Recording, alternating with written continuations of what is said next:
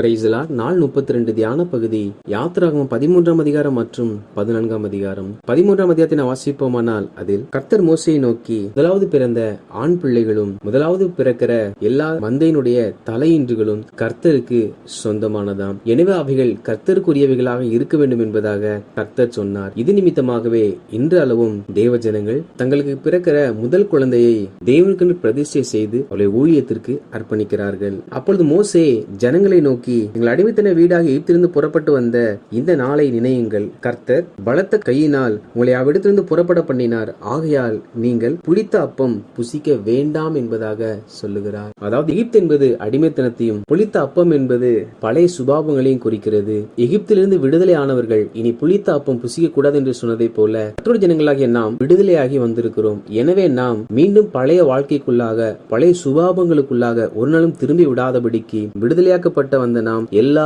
பழைய ஜென்ம மாம்சீக சுபாவங்களை விட்டு ஒளிந்து தேவனுடைய பிள்ளைகளைப் போல நடந்து கொள்ள வேண்டும். மேலும் மோசே ஜனங்களை நோக்கி, தாங்கள் விடுதலை ஆகின அந்த நாளை ஆசரிக்க வேண்டும் என்றும், அப்பொழுது உங்கள் பிள்ளைகளிடத்தில் நாங்கள் எகிப்திலிருந்து புறப்படுகையில் கர்த்தர் எங்களுக்கு செய்ததற்காக இப்படி நடப்பிக்கப்படுகிறது என்பதாக நாம் கொண்டாடுகிற விழாக்களை குறித்து கற்றுக் கொடுக்க வேண்டும் என்பதாக சொல்லுகிறார். காரணம், சிறுவர்கள் எது ஒன்றையும் தாங்களாய் கற்றுக்கொள்வதில்லை, அவர்களுக்கு ஒரு நபர் கற்றுக் கொடுக்க வேண்டும். எனவே கர்த்தருடைய ஜனங்களாகிய நாம் தேவனை குறித்தும், ஆராதனை முறைமைகளை குறித்தும், ஜெபத்தினுடைய வழிமுறைகளை குறித்தும், வேதத்தினுடைய மகத்துவங்களை குறித்தும் நாம் தான் நம் பிள்ளைகளுக்கு கற்றுக் கொடுக்க வேண்டும். நாம் கற்றுக் கொடுக்கும் பொழுது அவர்கள் அதை புரிந்து கொண்டு தங்கள் வாழ்க்கையிலும் அபியாசப்படுத்துவார்கள். மேலும் மோசே இதில் கர்ப்பம் திறந்து முதல் பிறக்கிற ஆண் மகன்களையும் மந்தையினுடைய தலையின்றுகளையும் கர்த்தருக்காக பரிசுத்தம் பண்ணும்படி சொன்னார். அதை குறித்து உங்கள் பிள்ளைகள் இது என்னத்திற்கு என்பதாக கேட்பார்கள் என்றால், ஆண்டவர் தேவன் எகிப்தில் உள்ள எல்லா தலைப்பிள்ளைகளையும் சங்கரித்து மந்தையின் தலையின்றுகளையும் அளித்தார். எனவே நாங்கள் எங்கள் தேவனாய கர்த்தருக்கு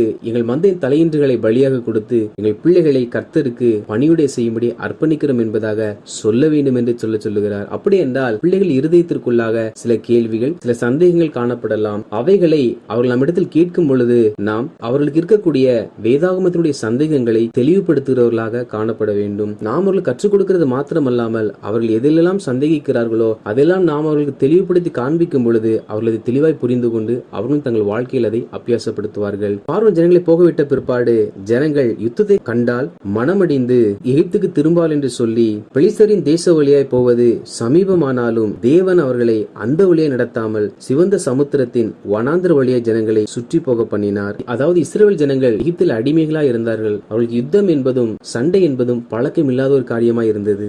ஒருவேளை இஸ்ரவேல் ஜனங்கள் பெலிஸ்தரின் தேசத்தின் வழியாய் போனால் பெலிஸ்தர்கள் யுத்தம் செய்யும்படி வருவார்கள். இந்த யுத்தத்தை பார்த்தால் ஜனங்கள் பயந்து விடுவார்கள் என்று சொல்லி கர்த்தர் அவர்களை சமீபமான வழியில் வழிநடத்தி செல்லாமல் தூரமாய் இருந்தாலும் ஜனங்கள் மனம் அடிந்துவிடக் கூடாது என்பதற்காக அவர்களை சுற்றுப்பாதையில் வழிநடத்துகிறார். அதாவது நம் தேவனாய கர்த்தர் நான் சொல்வதெல்லாம் கீழ் என்று சொல்லி நம்மை அடிமைப்படுத்தி நடத்துகிறவர் அல்ல. நாம் எதற்கு பயப்படுவோம், எதை பார்த்தால் நாம் அஞ்சுவோம் என்பதை தெளிவாய் அறிந்து நாம் பயப்படாத வண்ணமாக, நாம் அஞ்சாத வண்ணமாக தான் கர்த்தர் நம்மை அழகாய் நேர்த்தே வழிநடத்துவார். நாம் ஆராதிக்கிற தேவன் என்பவர் நம்முடைய உணர்வை புரிந்து நம்மை வழிநடத்துகிறவராய் இருக்கிறார். இஸ்ரவேல் ஜனங்கள் எகிப்திலிருந்து புறப்பட்ட பொழுது மோசே யோசேப்பு தனக்கு சொன்னபடியே யோசேப்புடைய எலும்புகளையும் எகிப்திலிருந்து எடுத்துச் செல்லுகிறார். ஆண்டவராகிய கர்த்தர் இஸ்ரவேல் ஜனங்களை பகலிலே அவர்களை வழிநடத்த மேக ஸ்தம்பத்தையும், இரவிலே அவர்களுக்கு வெளிச்சம் காட்ட அக்கினி ஸ்தம்பத்தையும் அவர்களுக்கு முன்பாக அனுப்பினார். அப்படி மேக ஸ்தம்பமும் அக்கினி ஸ்தம்பமும் ஜனங்களை விட்டு விலகாமல் இருந்ததாம். கர்த்தர் நம்மை விட்டு விலகாமல் இருக்கும் வரை நமக்கு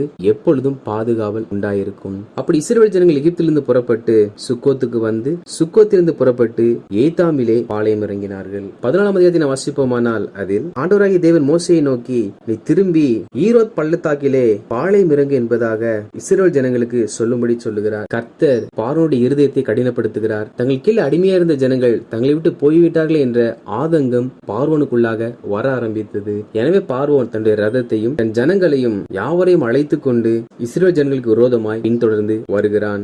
அப்படி பார்வோன் குதிரைகளோடும் ரதங்களோடும் குதிரை வீரரோடும் ஒரு பெரிய சேனையாய் வந்து ஈரோத் பள்ளத்தாக்கிலே சேர்ந்தான். தங்களுக்கு பின்பாக பார்வோன் வருகிறான் என்று அறிந்தவுடன் இஸ்ரவேல் ஜனங்கள் மிகவும் பயந்து கர்த்தரை நோக்கி கூப்பிட்டார்கள். மோசேயை நோக்கி, எகிப்திலே பிரேத குழிகள் இல்லை என்றா வனாந்திரத்தில் சாகும்படி எங்களை கொண்டு வந்தீர்? எங்களுக்கு இப்படி செய்தது என்ன? நாங்கள் எகிப்திற்கு வேலை செய்ய எங்களை சும்மா விட்டுவிடும் என்று சொன்னோம் அல்லவா? நாங்கள் வனாந்திரத்தில் சாகிறதை பார்க்கிலும் எகிப்திற்கு வேலை செய்கிறது எங்களுக்கு நலமாய் இருக்குமே என்பதாக சொன்னார்கள். பிரச்சனை வரும் பொழுது தேவ நோக்கி ஜெபித்தவர்கள் இங்கே தேவனுடைய ஊழியக்காரனாகிய மோசே இடத்தில் முறையிட்டுக் கொண்டிருக்கிறார்கள். இது கர்த்தருடைய ஜனங்களும் அநேகர் தேவனை நோக்கி வருகிற பிரச்சனைகள் மாறும்படிக்காக ஜெபிக்கிறார்கள். அதே சமயத்தில் ஜெபம் முடிந்த பிற்பாடு சக மனிதர்களை பார்க்கும் பொழுது எங்கள் வாழ்க்கை இருக்கிற பிரச்சனையை சொல்லி புலம்புகிறார்கள். நாம் ஒன்றை தெரிந்து கொள்ள வேண்டும். நாம் தேவனிடத்தில் ஜெபிப்போமானால் அந்த காரியத்தை குறித்து எந்த ஒரு மனிதனிடத்தில் நாம் புலம்பக்கூடாது. அப்படி நாம் புலம்புவோமானால் நாம் செய்கிற ஜெபத்திற்கு எந்த ஒரு பதிலும்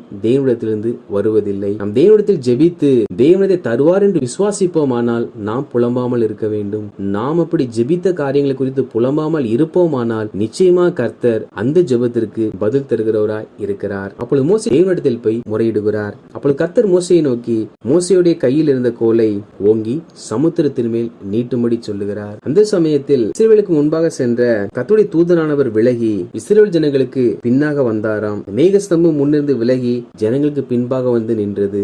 எதற்கென்றால் இஸ்ரவேல் ஜனங்களை கிட்டி சேருகிற எகிப்தியருடைய சேனையும் இஸ்ரவேலுடைய சேனையும் ஒன்றோடு ஒன்று சேராதபடிக்கு எகிப்தியர்கள் இஸ்ரவேலர்களை முறியடிக்காதபடிக்கு இந்த மேகமானது எகிப்தியருக்கு அந்தகாரமாகவும் இஸ்ரவேல் ஜனங்களுக்கு அந்த இரவை வெளிச்சமாக்குகிறதாகவும் இருந்ததாம். இது எதை காண்பிக்கிறது என்றால் உலகில் எல்லா மனிதர்களும் வாழ்ந்தாலும் தேவனாகிய கர்த்தர் தம்மை நம்புகிற பிள்ளைகளுக்கு அவர் வெளிச்சம் கொடுக்கிறவராகவும் உதவி செய்கிறவராகவும் அதே சமயத்தில் துன்மார்க்கமாய் ஈடுபடுகிறவனுக்கு கர்த்தர் அவன் செய்கிற காரியங்கள் வாய்க்கு கூடாதபடிக்கான வருத்தங்களையும் அவன் கிரியை செய்ய கூடாதபடிக்கான இருளையும் அவர் கட்டளையிடுகிறார். கர்த்தர் நியாய தீர்ப்பு நாளில்தான் தண்டிப்பார் என்பதாக நாம் நினைத்து விடக்கூடாது. ஒவ்வொரு நாளும் துன்மார்க்கர் மறைவாய் செய்கிற அநேக சதித்திட்டங்களை கர்த்தர் ஒன்றுமே இல்லாதபடி குறியடித்து போடுகிறார். அவைகள் நம் கண்கள் காணவில்லை. ஆனால் கர்த்தர் துன்மார்க்கமாய் செயல்படுகிற ஒவ்வொரு மனிதனுக்கு விரோதமாக அனுதினமும் கிரியை செய்து கொண்டுதான் இருக்கிறார். எனவேதான் தேசம் இந்த நாள் வரை பாதுகாக்கப்பட்டிருக்கிறது. இவைகளுக்கு பிற்பாடு மோசே தன் கரத்தை சமுத்திரத்தின் மேல் நீட்டும் பொழுது செங்கடல் இரண்டாக பிளந்து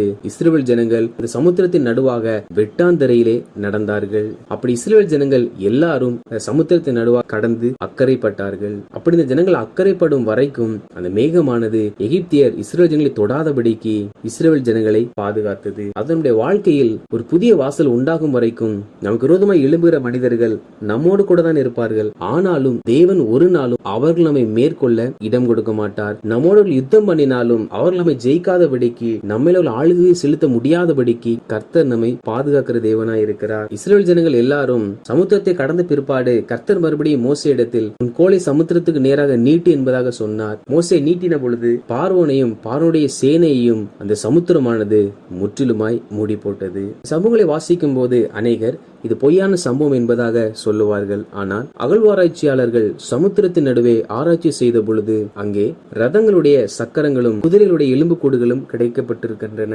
அவைகளை அவர்கள் ஆராய்ச்சி செய்த போது அவ்விடத்தில் யுத்தம் நடந்ததற்கான எந்த ஒரு தடயங்களும் இல்லாதிருந்தது. எனவே அவர்கள் வரலாற்று சம்பவங்களை ஆராய்ந்து பார்க்கும் பொழுது அதில் வேதாகமத்தில் எழுதப்பட்ட சம்பவம் மாத்திரமே பதிவு செய்யப்பட்டிருந்தன. என இவைகளை அவர்கள் ஆராய்ச்சி செய்து பார்க்கும் பொழுது அந்த குதிரைகளுடைய மண்ட ஓடுகள் இந்த ரதத்தினுடைய சக்கரங்கள் அனைத்துமே வேதாகமத்தில் வாசித்த இந்த காலங்களுக்கு ஒத்த காலத்தில் உள்ளதாக ஆராய்ச்சியுடைய முடிவில் வெளிவந்தது. விஞ்ஞானமும் கூட இந்த சம்பவங்கள் நடைபெற்றிருக்கிறது என்பதற்கான சாட்சிகளை அறிவிக்கின்றன. காரணம் வேதாகமம் என்பது கதை புஸ்தகம் அல்ல, அது உண்மையான வரலாறு. இதற்கு பிற்பாடு இஸ்ரவேல் ஜனங்கள் ஆண்டவர் செய்த இந்த மகத்தான கிரியைகளை பார்த்தபோது கர்த்தருக்கு பயந்து கர்த்தருடைய ஊழியக்காரனாகிய மோசேயினிடத்தில் விசுவாசம் வைத்தார்களாம். இதெல்லாம் புரிந்து கொள்ள வேண்டிய காரியம் என்னவென்றால் ஜனங்கள் கர்த்தருக்கு பயந்தார்கள், மோசேக்கு விசுவாசித்தார்கள். கர்த்தருடைய ஜனங்களாகிய நாம் ஊழியக்காரர்களுக்கு ஒரு நாளும் பயப்படக்கூடாது. ஊழியக்காரர்கள் நம்மளை பயமுறுத்துகிறவர்கள் அல்ல, நாம் தேவன் ஒருவருக்கு மாத்திரம்தான் பயப்பட வேண்டும். ஊழியக்காரர்களையோ அவள் சொல்லுகிற கர்த்தருடைய வார்த்தைகளை நாம் விசுவாசிக்க வேண்டும். ஜனங்கள் தேவனுடைய வார்த்தையை கேட்கவில்லை. மோசே அவைகளை கேட்டு ஜனங்களுக்கு சொன்னார். எனவே ஜனங்கள் தேவனுக்கு பயந்தார்கள். தேவன் சொன்ன மோசேயுடைய வார்த்தை விசுவாசித்தார்கள். நாமும் கூட தேவனுக்கு பயப்பட வேண்டும். ஊழியக்காரர்கள் சொல்லுகிற கர்த்தருடைய வார்த்தையை விசுவாசிக்க வேண்டும். வாசித்த அந்த அதிகாரியின்படி கர்த்தருடைய ஜனங்களாகிய நாம் ரட்சிக்கப்பட்ட நம்மிடத்தில் எந்த ஒரு பழைய சுபாவங்கள் காணப்படாதபடிக்கு நாம் பழைய சுபாவங்களை நம்முடைய வாழ்க்கையை விட்டு அப்புறப்படுத்த வேண்டும். மேலும் நம்முடைய பலவீனங்களை புரிந்து நடத்துகிற கர்த்தர் நம்மோடு இருக்கிறபடியினால் ஒவ்வொரு நாளும் நாம் தேவனுடைய பாதத்தில் அமர்ந்திருக்கிறவர்களாக காணப்பட வேண்டும். கர்த்தர் நோக்கி ஜெபிக்கிற நாம் ஒரு நாளும் நாம் ஜெபித்த காரியங்களை குறித்து யாரிடத்திலும் புலம்பாமல் தேவனதை தருவார் என்று விசுவாசித்து காத்திருக்க வேண்டும். மேலும் நாம் கர்த்தருக்கு பயந்து ஊழியக்காரர் சொல்லுகிற கர்த்தருடைய வார்த்தைகளை விசுவாசிப்போம். ஆண்டவராகிய கர்த்தர் தாமே இன்று நம்முடைய வாழ்க்கையில் நம்மை தொந்தரவு செய்கிற எல்லா எகிப்தியருடைய கிரியைகளையும் இனி நாம் காணாதபடிக்கு முற்றிலுமாய் நம்முடைய வாழ்க்கையை விட்டு அப்புறப்படுத்துவாராக. ஆமேன்.